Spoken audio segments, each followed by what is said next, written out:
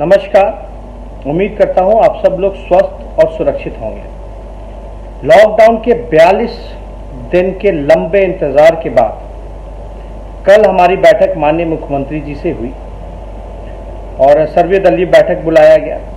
इसके लिए हम धन्यवाद देते हैं। और इस बैठक में हमने माननीय मुख्यमंत्री जी के सामने, बिहार सरकार के सामने कई सुझाव को रखने का काम किया। उनमें से जो सबसे महत्वपूर्ण सुझाव जो हैं, जो आप लोगों के बीच मैं साझा करना चाहता हूं, सबसे पहला कि बिहार में टेस्ट जो है वो ज़्यादा से ज़्यादा हो, बल्कि रैंडम टेस्ट होने चाहिए और आबादी के अनुपात में टेस्ट की संख्या होनी चाहिए।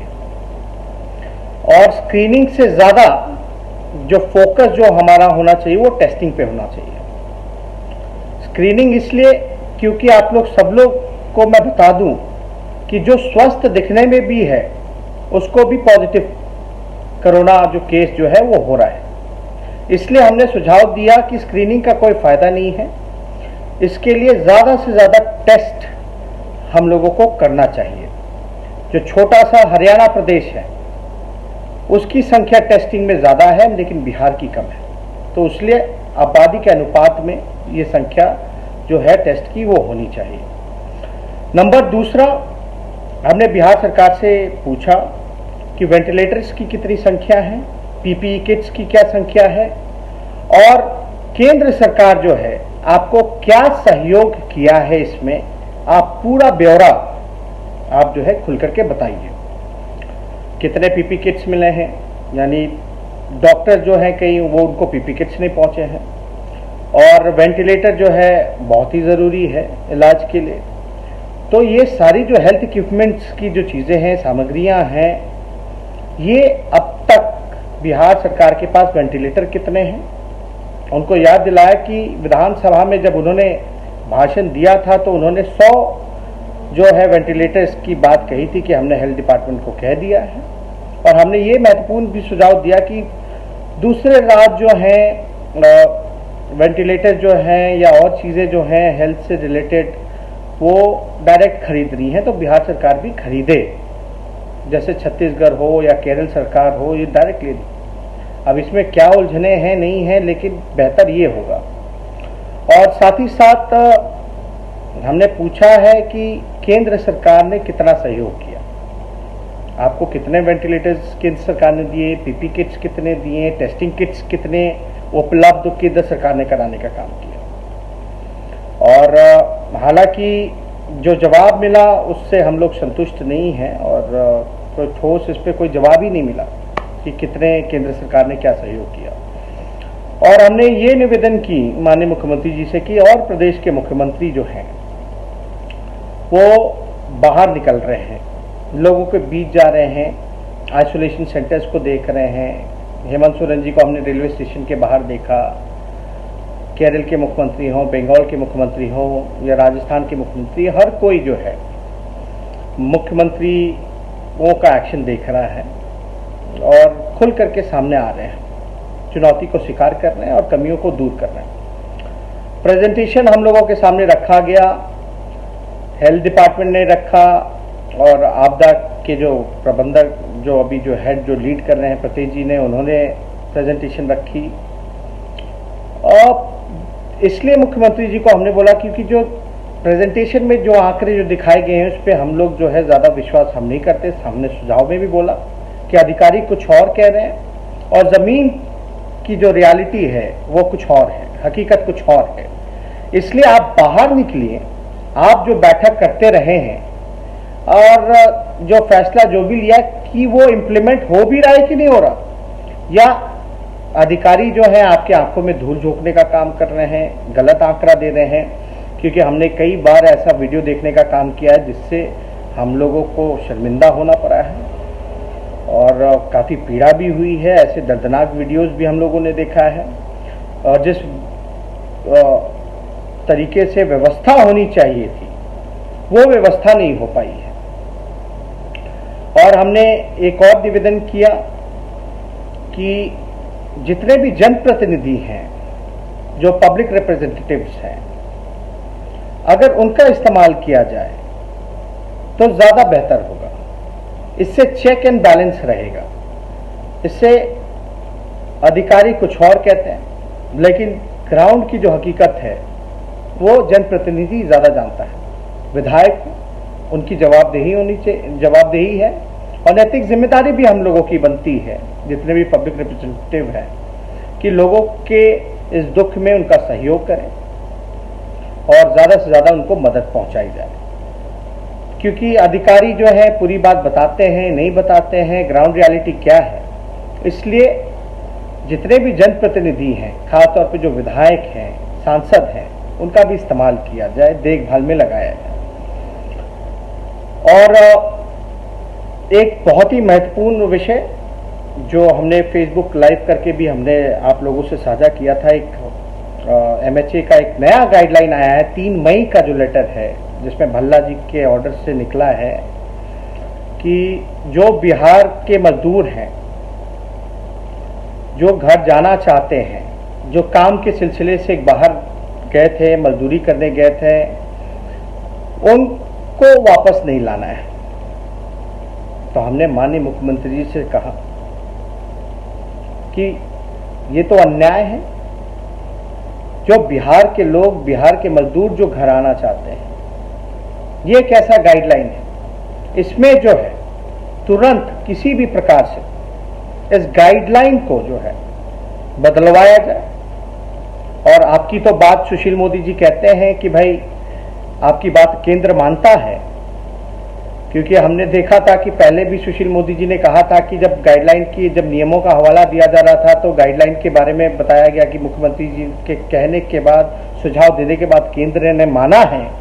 तो उम्मीद करते हैं इसी प्रकार से कि ये गाइडलाइन में भी तब्दीली होगी और जो भी कन्याकुमारी से, कश्मीर से कन्याकुमारी जो भी हमारे भाई फंसे हैं, उनके लिए घर वापस आने के लिए, मजदूर जो गरीब हैं, एक राहत का काम जो है, उनके लिए राहत मिलेगी और उनको छूट मिलेगी। इसलिए हमने ये गाइडलाइन का भी हवाला दिया। साथ ही साथ हमने जो मजदूर भाई हैं, खासतौर पे जो किराया उनसे वसूला जा रहा है, इसमें भी हमने सुझाव दिया है कि राज्य सरकार जो है अपने तरीके पूरा जो खर्चा जो है, राज्य सरकार जो पूरा खर्चा जो है एडवांस में ही रेलवे को बुकिंग कर दे। और लगभग 12,000 ट्रेनें रेलवे के पास हैं पूरे भारत में। ज्यादा से ज्यादा ट्रेन एडवांस में बुकिंग करके उनको लाने का काम किया जाए। और रेलवे का गाइडलाइन भी हमने उनको दिखाया, लेकिन उस पर भी कोई जवाब नहीं मिला। कंफ्यूजन जो है वो साफ तौर पे हर जगह दिख रहा था। तो हमने साफ तौर पे बोला है, अगर आप सक्षम नहीं हो तो हमारी पार्टी जो है तन मन धन से जो बल पड़ेगा हम लोगों से, जो हो पाएगा हम लोग करेंगे। पहले भी हमने 2000 बसेस की बात की थी या 50 ट्रेनें जो हैं वो देने की बात की थी। तो हम लोगों का सहयोग भी आप ले सकते हैं। अगर कोई कमी या बिहार सरकार इसमें सक्षम नहीं है तो वो करे, सहयोग ले, विपक्ष तैयार है।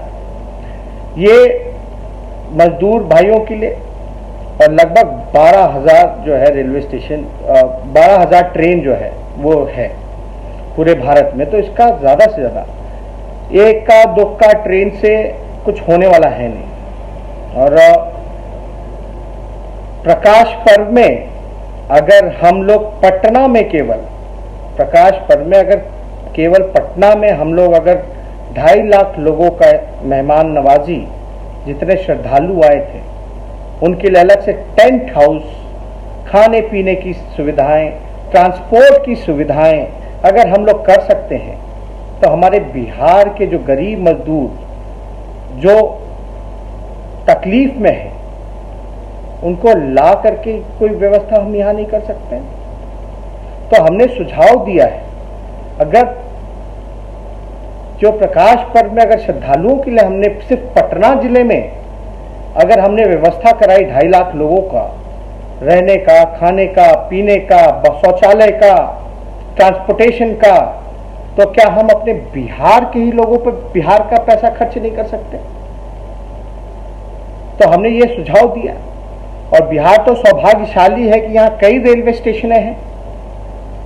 हमने उनको ये भी सुझाव हम देते कि ज़्यादा से ज़्यादा ट्रेनें बुकिंग करके हजारों की संख्या में आप लाइए उन मजदूरों को, और बेशक आप क्वारंटाइन कीजिए, उसके लिए आइसोलेशन सेंटर्स बेहतर बनाइए, अच्छे से बनाइए, कोई सुविधा की कमी ना होने दी जाए, खाने पीने शौचालय से लेकर ट्रांसपोर्टेशन का। और इतनी हमारे पास रेलवे स्टेशन हैं। आप पटना एक जिले में मान लीजिए, अगर हमारी संख्या मजदूरों की वहां 27 लाख, अगर 40 लाख भी है बाहर जो फंसे हैं, अगर हम में इच्छा शक्ति, अगर हम 40 लाख लोगों को लाएं, तो हमने ये भी उपाय बताया कि अलग अलग जिला में हम लोग ला सकते हैं।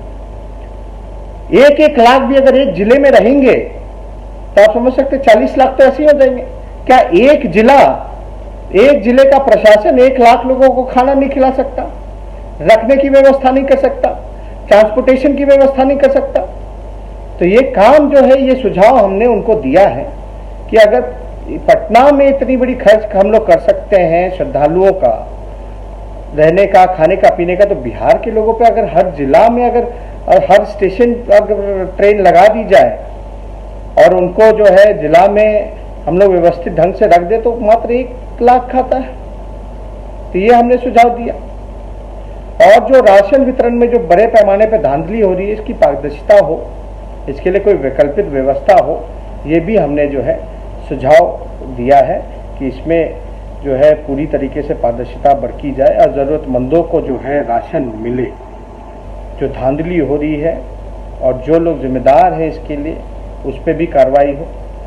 और साथ ही साथ एक बहुत ही महत्वपूर्ण, कोरोना के बाद जो आर्थिक स्थिति जो हमारे बिहार की होगी, जीडीपी, इकोनॉमी, उसके लिए एक बैकअप प्लान भी, साथ ही साथ लॉन्ग टर्म प्लान भी हम लोग बनाएं, ताकि कोरोना के बाद जो है हम लोगों को जो मार जो पड़ेगा, इकोनॉमी की जो मार पड़ेगी और जो व्यवस्था जो बिखर सा गया है, उसको सुधारने के लिए भी एक विचार किया जाए साथ ही साथ, ताकि हम उससे कैसे निपटेंगे। तो ये और भी सुझाव हम लोगों ने दिया थे, लेकिन ये कुछ जो सुझाव हैं आप लोगों के सामने हमने रखा है। बहुत बहुत धन्यवाद।